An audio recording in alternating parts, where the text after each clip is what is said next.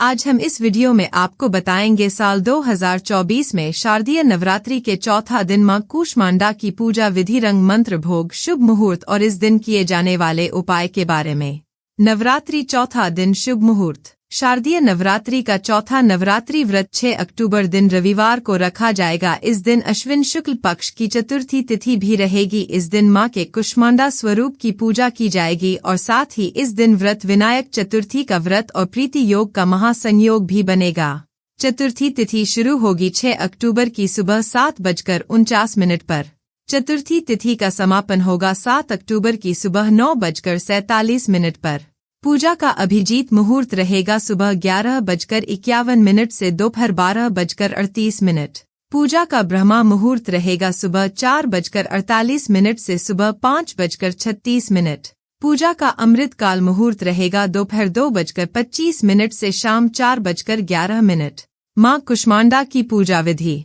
नवरात्रि के चौथे दिन सुबह जल्दी उठकर स्नान कर लें और पूजा की तैयारी कर लें। मां कूष्मांडा का व्रत करने का संकल्प करें।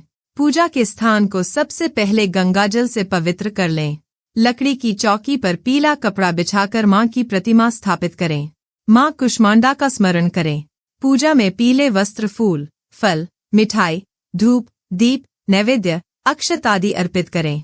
सारी सामग्री अर्पित करने के बाद मां की आरती करें और भोग लगाएं। सबसे आखिर में क्षमा याचना करें और ध्यान लगाकर दुर्गा सप्तशती और दुर्गा चालीसा का पाठ करें। मां का प्रिय भोग। मां कूष्मांडा को मालपुआ बेहद ही पसंद होता है, इसलिए इनको मालपुआ का भोग लगाया जाता है। ऐसा करने से मां अपना आशीर्वाद भक्तों पर बनाए रखती हैं। इसके अलावा उन्हें हलवा और खीर का भोग भी लगाया जा सकता है। मां कूष्मांडा का प्रिय रंग। मां कूष्मांडा को हरा और हल्का नीला रंग प्रिय है। ऐसे में पूजा के दौरान इस रंग के वस्त्र से पहनना शुभ माना जाता है। मां कूष्मांडा का स्वरूप। कूष्मांडा देवी का स्वरूप अत्यंत ही सुंदर और भव्य है। माता की 8 भुजाएं मानी जाती हैं।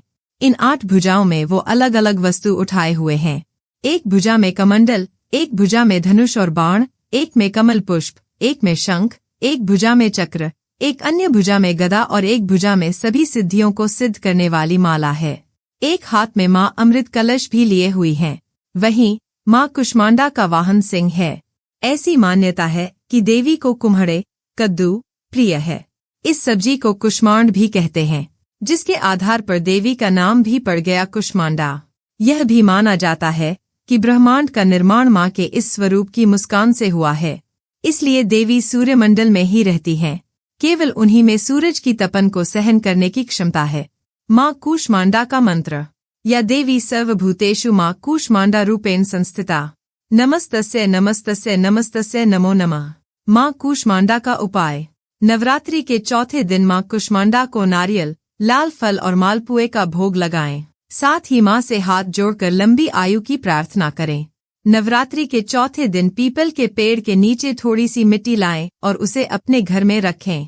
इसके बाद इस मिट्टी पर दूध, दही, घी, अक्षत और रोली चढ़ाएं और इसके आगे दिया जलाएं। इसके बाद इस मिट्टी को वापस पीपल के पेड़ के नीचे डाल दें। इस उपाय को करने से आपकी सारी परेशानियां समाप्त हो जाएंगी। दोस्तों, अगर आपको हमारे द्वारा दी गई जानकारी पसंद आई है तो कृपया करके वीडियो को लाइक करें, शेयर करें और चैनल को सब्सक्राइब करें।